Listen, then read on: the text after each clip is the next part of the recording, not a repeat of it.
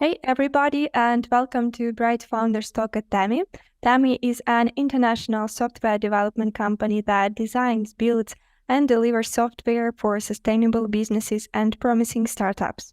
Welcome to our podcast where we bring you the most inspiring stories of entrepreneurs and experts in the software development industry.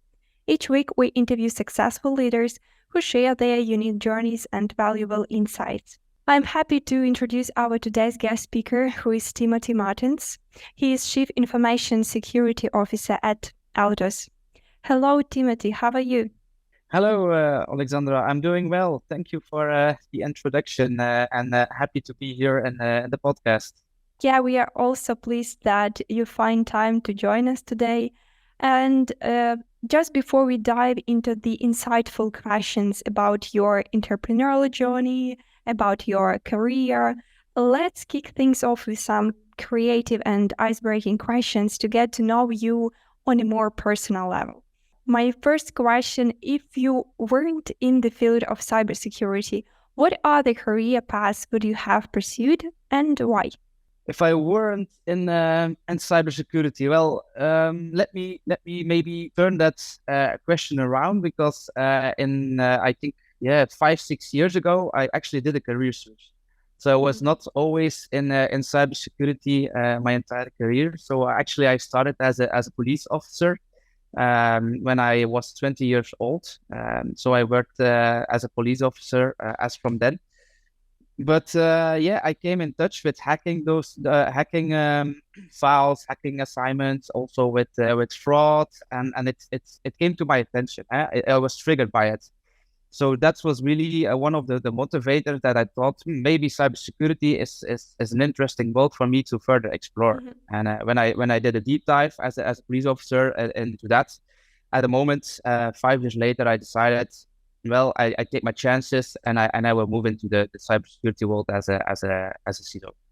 I'm impressed by this story. And what it actually challenging to make this switch? At the beginning, it was challenging because the Belgian police is a totally different world than you will come to the private sector and the organizations who are internationally.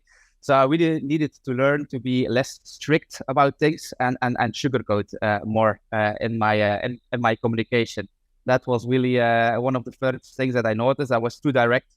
So that was really challenging to make that switch and think about those things. But I see that you managed to do everything and you're a really successful expert in cybersecurity sphere nowadays. So cybersecurity is a rapidly evolving field nowadays. If you were to describe the current state of cybersecurity using only 3 words, let's say, what would they be and why? Really good question. I would start with actually the word resilience, because if you go to a conference these days about cybersecurity, is the number one word that's always is being shared. What does it mean? Is in the past we thought about cybersecurity and we have a castle in our organization. We will build a large wall around it, and we're safe. Nowadays, it's not the case anymore. So nowadays, everybody knows at some point we will be attacked. We don't know when, but at some point we will be attacked. So then you need to anticipate for the attack. You need to make sure that you can resist it. You need to make sure that you can recover from it and that you learn from it. So that's the one buzzword that I want to share that you will probably hear a lot in the next coming years is resilience. The second one that I'm thinking about is maybe fast-paced. So fast-paced, why? Cybersecurity is changing a lot. You have the AI influence these days. You have all different technologies, all different vendors who are doing a little bit the same. So we don't know where to start. And that's the fast-paced tempo that we are living in. And that's really typical for the cybersecurity world. So one day you can look into this technology, but it's already outdated because they found another bug in another system. So you need to be very adaptable. And the last word I would say is VAR, VAR. What does it mean? It means value to risk. And to explain that, I maybe have an idea. Let me grab something. Yep. Yes, that's a purse, a women's purse, the purse of my wife. I do have consent to show this today, so it's not that I grabbed it. But no, the purse is an ideal instrument to explain what does value to risk mean. Because this purse will probably, with the things that are in here, cost a couple of hundred euros, some money. And if something happens with it, like a scratch, maybe it gets stolen, you lose the value of the purse, the money value. So that's financial value. But if you think a little bit further, what's in the purse, you can find this, a wallet, probably a cell phone, and other that I will not share, because women keep it in the bag most of the times. But if you think about it, if you look at the wallet, for example, somebody gets a hold to the wallet and gets a hold to the ID card of my wife, he or she or that person can do a lot of different things with it. The person can steal your identity, can maybe buy something, can maybe get a loan with it. So you need to think about it. Also, if you look at the cell phone, if the cell phone would be taken by somebody and the person looks in the cell phone, there's a lot of confidential information in the cell phone of my wife, conversations with me and her about her work. So that's really the principal value to risk. You need to do that in your business also. Think about what is the real value that we want to protect, what is the risk that can happen with it, and prioritize like that. The last thing that I can share about the ever-evolving cybersecurity world that comes to mind. That was it's really deep dive into this current situation with cybersecurity, and thank you for this great example because it was really simple. I see that you're really passionate about collaboration in cybersecurity industry. If you could assemble a dream team of fictional characters to tackle a major cyber threat, who would you choose and why? To be honest, collaboration is one of my key pillars that I always talk about because you need it in life. You cannot do anything by yourself. And if you look at the great entrepreneurs, everybody is saying you need to have a great team to get to that point that you are really successful. You cannot do it alone. Cybersecurity is the same. If an attack occurs, you need to have the people that you can rely on and that you can move forward with. Fictional characters, I would say. I went to New York last week, actually. With the plane, and I looked at the movie of the Avengers. I think that would be a very good example of what you are asking, because they are also being assembled whenever there's a serious crisis. In cybersecurity worlds, it's the same. So if you look at the Avengers, you have Captain America, who acts as a leader. You need a coordinator during an incident. You will have the Hulk, who is just a person of the team who jumps into the work without hesitation and makes sure things are moving forward. Same in cybersecurity. If things happen, I need somebody who just jumps into it, get as much information as possible, and tell it to me what is really happening. You have in the Avengers, you have the Iron Man, who comes always up with brilliant ideas. I can come up with ideas, but of course, other people, everybody from the team needs to be an Iron Man and think about how can we recover from it. And the last one is maybe a Spider-Man to keep up the positive mindset because it's really stressful situation. So you need to keep everybody motivated. And you need to make sure that everybody also stays motivated and positive to resolve it. Really, really fascinating and great example of how you can create a dream team with the Avengers. So collaboration is one of your top topics which you like to talk about. And you've spoken extensively about cyber crisis readiness as well. In your experience, what are the key elements of a comprehensive cyber crisis response plan? And my second question, how can organizations effectively prepare for potential cyber incidents?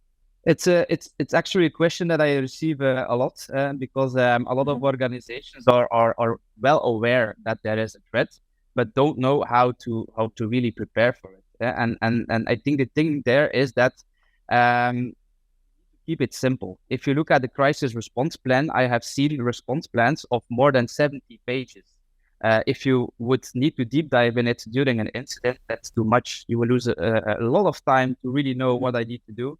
So keep it simple is one of the basic principles. You can summarize it in 10 pages with a clear escalation matrix and make it clear for everybody what to know or to know what to do. Second thing about that is also if you create that, you need to involve the right people.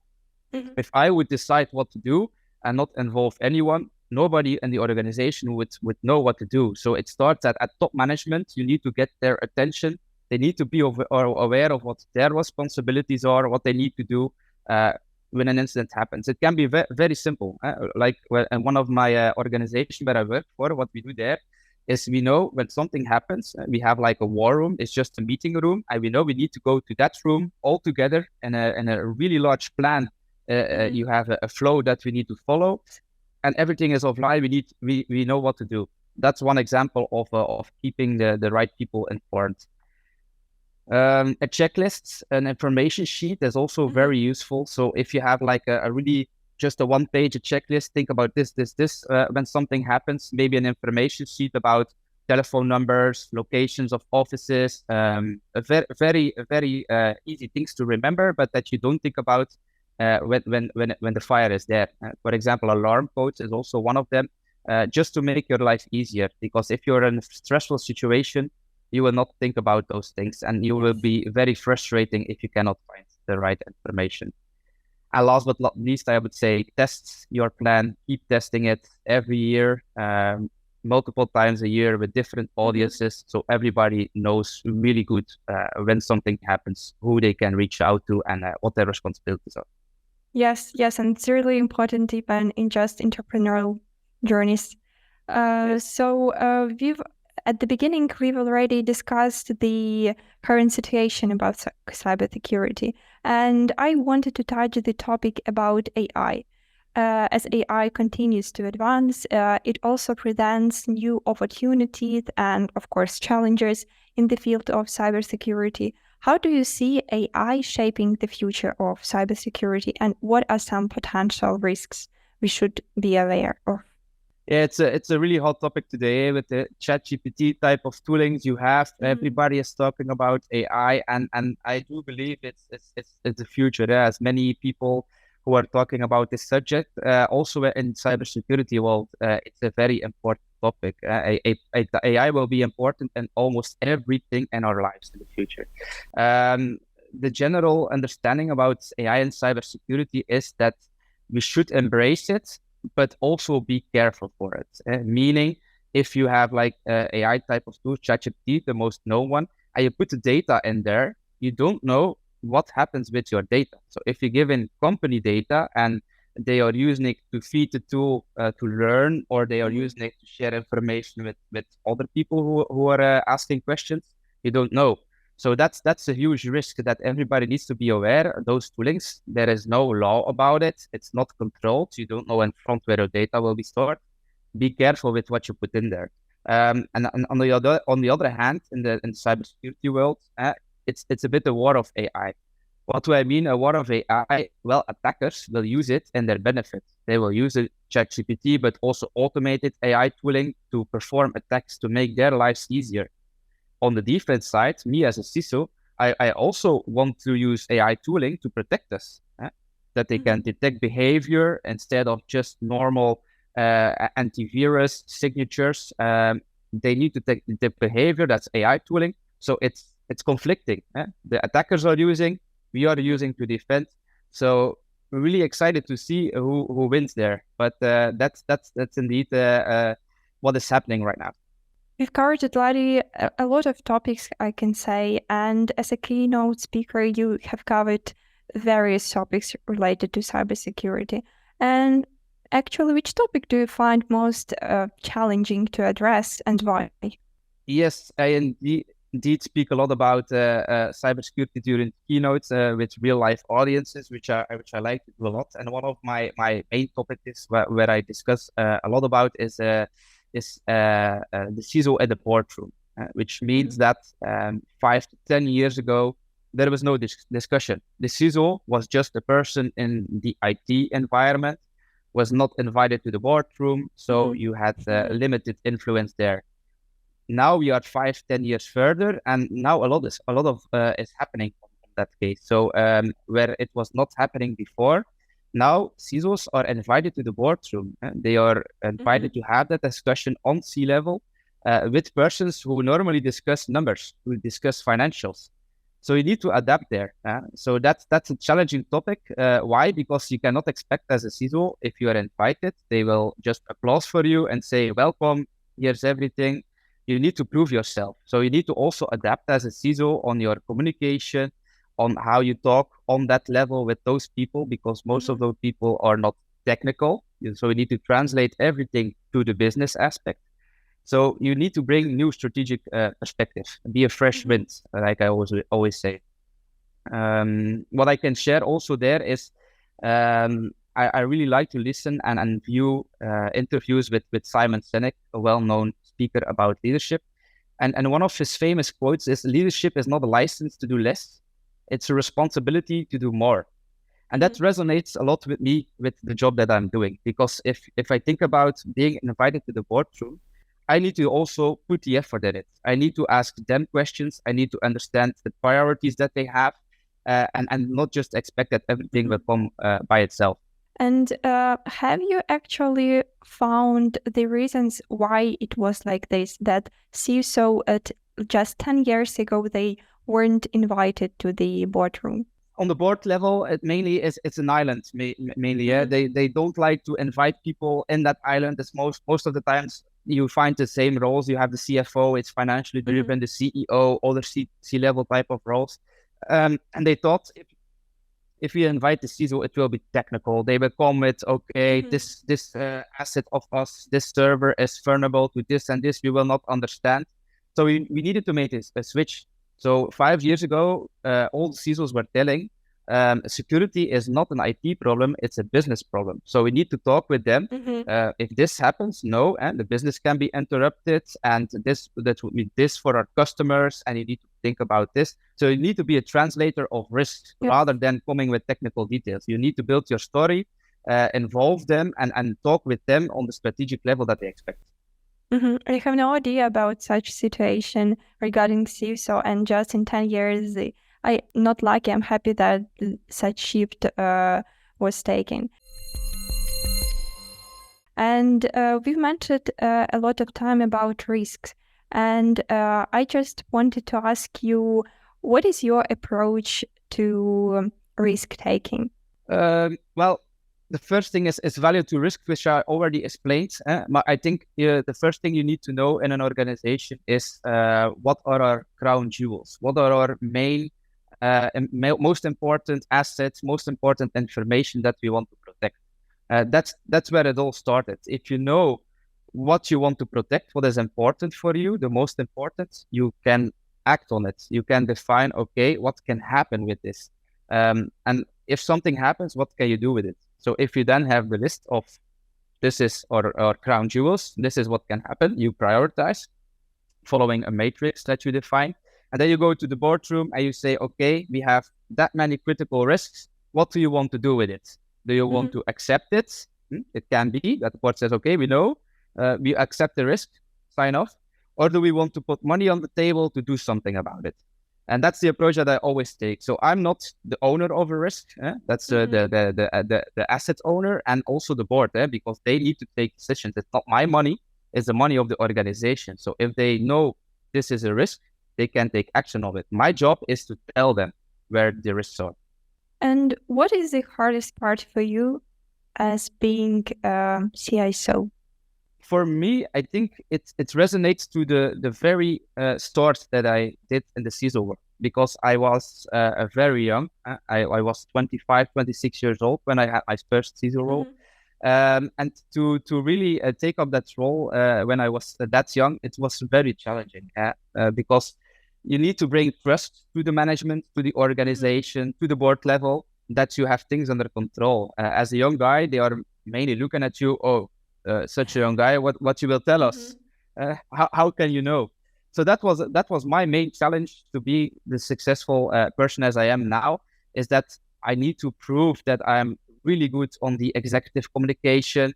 I need to evolve myself as a leader, because it's very important that you are that role model for the organization, that they know they can fall back on you, they trust you. So a lot of self-confidence, communications skills that I needed to develop. But also, like I mentioned, the quote from Simon Sinek is put in the work. I did not expect that everybody accepted me immediately. So I asked a lot of questions to different people. How you want to do this? What are your priorities? How can I help? Do you want to see this presented to you? So that's mainly the challenge that I had and how I addressed it when I was young. So being a CISO requires constant adaptation to the evolving threat landscape. How do you stay updated on the latest cybersecurity trends and technologies? And what advice would you give to aspiring CISOs on staying ahead in the field? Yes, staying ahead is of course very important. Like I mentioned, at the fast-paced environment that we're living in, my number one is going to events. That's my number one. Is I speak a lot on events, but I also listen. It's not because I'm a speaker myself that I cannot learn from other speakers. So I go to interesting topics. I learn, okay, what are those speakers thinking about?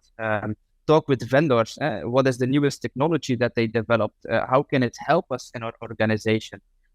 So going to events, really, really interesting. I think that's where I get my most knowledge of. So that will be my number one for people who aspire to become a CISO. Secondly, I would say also watch on LinkedIn posts, YouTube videos, and like the one that we are doing now. But you have a lot of different videos that you can follow just to become inspired, to learn, to know a little bit the wordings that we are using in the cybersecurity world. So that's also one. And last, subscribe on different cybersecurity news sites.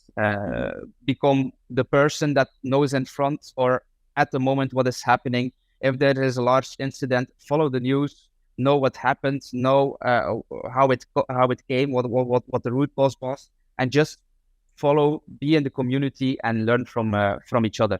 Because the cybersecurity world is a really small community, so everybody is always open to help and to learn. That's really, really important.